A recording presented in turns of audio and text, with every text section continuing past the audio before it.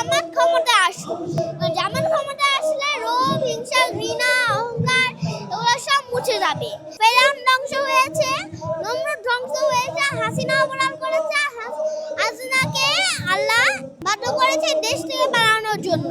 হাসিনাকে আমরা যেরকম করেছি তোমাদেরকে আমরা সেম অবস্থা করব, কারণ আল্লাহ এরকম দুর্নীতি পছন্দ করেন না। কারণ বাংলাদেশকে ঠিকই করতে পারে না, আবার এখানে দুর্নীতি, সমালোচনা কি নিয়ে ভরপুর বাংলাদেশ। আমার অনেক ভালো লাগছে এখানে এসে, যে নতুন বাংলাদেশ ঠিকানা ঘোষণা হবে আবার নতুন করে। বাংলাদেশ চাই লোভ, হিংসা, ঘৃণা, অহংকার, দুর্নীতি মুক্ত সুন্দর একটা বাংলাদেশ চাই। যেই বাংলাদেশে পাথর মেরে হত্যা করা হবে না, গুণ এবং খুন করা হবে না, সেই বাংলাদেশ চাই।